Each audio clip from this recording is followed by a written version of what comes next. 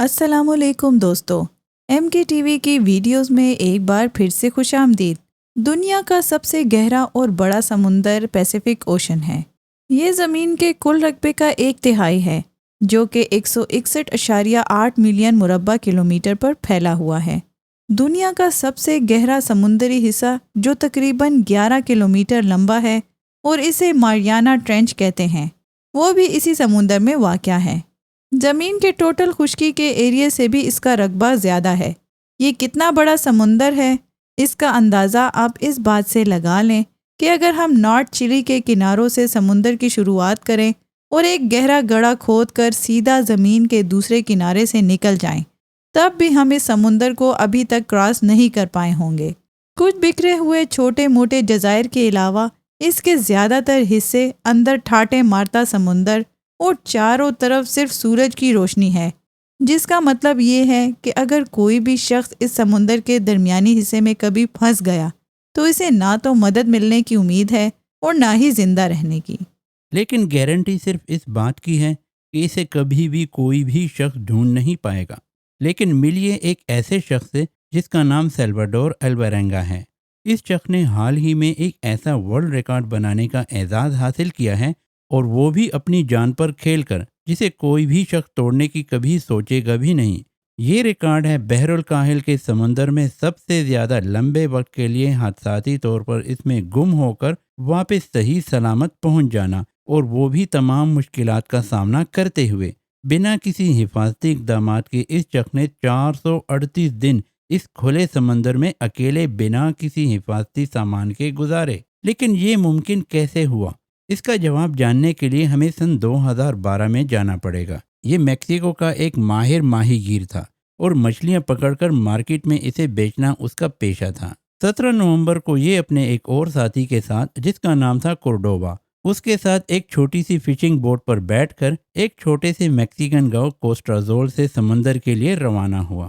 ان کا ارادہ تھا کہ وہ 30 گھنٹے کا ایک ٹور مکمل کر کے گھر واپس پہنچ جائیں گے، کیونکہ ان کی کشتی کا سائز بہت چھوٹا تھا، نہ ہی اس کے اندر کوئی حفاظتی سامان تھا جو مزید کھلے سمندر میں کسی سمندری طوفان کی صورت میں ان کی مدد کر سکے۔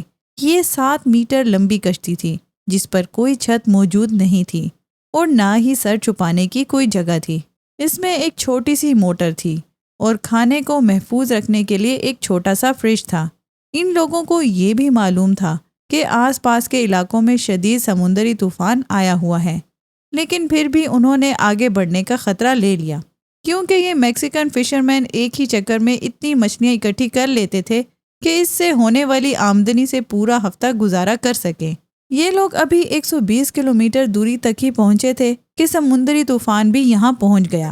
ان کی کشتی ہچکولے کھانے لگی اور یہ کسی بھی وقت ڈوب سکتی تھی۔ یہ لوگ اس وقت گھر سے 6 گھنٹوں کی دوری پر موجود تھے، سو انہوں نے اس طوفان سے گزر کر گھر واپسی کا ارادہ کیا تاکہ کیسے بھی کر کے شام کے 7 بجے تک اندھیرا ہونے سے پہلے گھر پہنچ سکیں۔ میکسیکو کے ساحل سے صرف 24 کلومیٹر کی دوری پر جب وہ آسانی سے اپنی آنکھوں سے میکسیکو کے پہاڑوں کو بھی دیکھ پا رہے تھے، اچانک ان کی کشتی کی موٹر کام کرنا بند کر گئی، اور بنا کسی مدد کے، بنا پیڈل، بنا لائف جیکٹ اور بنا کسی مدد کے اس کشتی کو تیز طوفانی ہواؤں نے واپس کھلے سمندر کی طرف آہستہ آہستہ دھکیلنا شروع کر دیا۔ خوش قسمتی سے ان کے ریڈیو سگنل ابھی تک کام کر رہے تھے۔ انہوں نے اپنے باس کو فوراً اس کی اطلاع دینے کی کوشش کی۔ باس نے یہ سن کر تسلی دی کہ ہم موقع پر پہنچ رہے ہیں، ہمارے ساتھ اپنی لوکیشن شیئر کر لو۔ ابھی وہ اس ریڈیو کے ذریعے اپنی لوکیشن باس کو بتا ہی رہے تھے کہ اچانک سے ریڈیو کی بیٹری خراب ہو گئی اور اس نے کام کرنا بند کر دیا۔ اس سے زیادہ بیڈ لک کیا ہو سکتا ہے؟ سمندر میں پھنسے ہوئے ان لوگوں کی مشکلات کا اندازہ آپ اچھی طرح سے لگا سکتے ہیں، جن کا رابطہ کھلے سمندر میں رہ کر باہر کی دنیا سے کٹ چکا تھا۔ کوئی نہیں جانتا تھا کہ اس وقت وہ کہاں موجود ہیں۔ یوں آہستہ آہستہ یہ پہاڑ ان کی نظروں سے اوجھل ہونے لگے۔ ان کے باس نے ایک ٹیم کو انہیں ڈھونڈنے کے لیے تو بھیجا، لیکن وقت گزرنے کے ساتھ ساتھ یہ مزید گہرے سمندر میں پہنچتے گئے۔ اب ان لوگوں کو ڈھونڈنا مشکل سے مشکل تر ہوتا گیا۔ آخر کار 5 دن کی محنت کے بعد یہ ٹیم ہار مان کر واپس آ گئی، لیکن ان دونوں کو ہوا نے 450 کلومیٹر کی دوری تک پہنچا دیا۔ اس دوران اگر وہ سمندر میں چھلانگ لگانے کی کوشش کرتے تو طوفانی لہریں اور بنا لائف جیکٹ کے اور کھانے کے ویسے بھی مر جانا تھا۔ آخر کار آہستہ آہستہ 5 دن کے بعد یہ طوفان تھمنا شروع ہوا۔ اب یہ لوگ چاروں طرف سے سمندر میں گھرے ہوئے تھے، نہ ہی کھانا تھا اور نہ ہی کوئی راستہ۔ یہ کشتی اتنی چھوٹی تھی کہ اگر دور سے کوئی سمندری جہاز انہیں دیکھ بھی لیتا تو شاید نوٹس ہی نہ کر پاتا کہ سمندر میں کوئی چیز بھی موجود ہے۔ اس کے علاوہ ان کے پاس سگنل دینے کے لیے نہ تو کوئی فلیئر گن موجود تھی اور نہ ہی کوئی سائن بورڈ۔ ان کی جگہ اگر کوئی اور شخص ہوتا تو اپنے آپ کو اس حالت میں دیکھ کر یقیناً حوصلہ ہی چھوڑ دیتا۔ ان لوگوں نے کھانے کے لیے مچھلیوں اور پرندوں کو اپنے ہاتھوں سے پکڑ کر کئی دن تک اپنی بھوک مٹائی۔ پلاسٹک کی بوتل میں بارش کا پانی جمع کر کے اسے پیتے رہے، لیکن جس دن بارش نہیں ہوتی تھی وہ کچھوے کا خون پیتے رہے اور حتیٰ کہ خود کا یورین بھی۔ ذرا تصور کریں کہ آپ کے مہینوں گزر رہے ہوں ایک کھلے سمندر میں، جہاں آپ سے بات کرنے کے لیے بھی صرف ایک اکیلا شخص موجود ہو، نہ کھانے کے لیے کچھ ہو اور نہ ہی مدد کی کوئی امید ہو۔ چاروں طرف کھلا سمندر ہو اور خود کو مصروف رکھنے کا طریقہ یہ ہو کہ یا تو سو جاؤ یا پھر مچھلی کا شکار کرنے کی کوشش کرو۔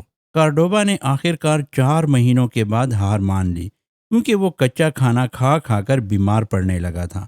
اس نے یہ مزید کھانا کھانے سے انکار کر دیا، جس کے بعد بھوک کی وجہ سے اس کی موت ہو گئی۔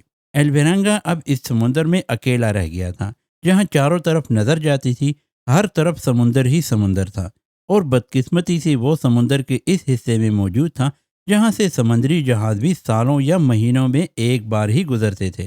لیکن پھر بھی قسمت سے اچانک ایک سمندری جہاز یہاں سے گزرا، جس پر موجود 4 لوگوں نے اسے دیکھ بھی لیا، لیکن یہ لوگ اسے اندیکھا کر کے وہاں سے گزر گئے۔ 11 مہینوں کا وقت گزر چکا تھا۔ ایلویرنگا اب تک 8000 کلومیٹر کا سفر طے کر چکا تھا۔ اس کے کپڑے گل سڑ کر گر چکے تھے، داڑھی بھی بہت زیادہ بڑھ گئی تھی۔ لیکن ایک روز 30 جنوری 2014 کو اچانک سے اس نے اپنی کشتی کے پاس ایک کوکونٹ کو تیرتے ہوئے دیکھا۔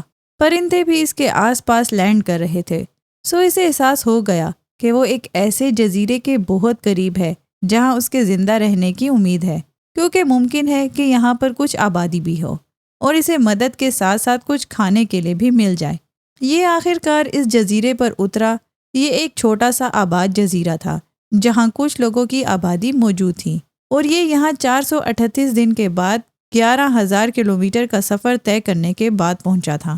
یہ کتنا لمبا سفر ہے، اس کا اندازہ آپ اس بات سے لگا لیں کہ اگر وہ مزید 240 دن سفر کرتا تو دنیا کے دوسرے کونے یعنی میکسیکو سے فلپائن تک پہنچ جاتا۔ لیکن اس نظر نہ آنے والے چھوٹے سے جزیرے پر لینڈ کرنے کی وجہ سے اس کی جان بچ گئی، جہاں سے اسے بچا لیا گیا، لیکن گھر پہنچنے پر بھی اسے مزید مشکلات نے گھیر لیا۔ اس نے اپنی اس خوفناک کہانی پر ایک مکمل کتاب لکھی، لیکن اس کے ساتھی کارڈوبا کی فیملی نے اس پر الزام لگایا کہ اس نے کارڈوبا کو قتل کرنے کے بعد اسے خود ہی کھا لیا ہے۔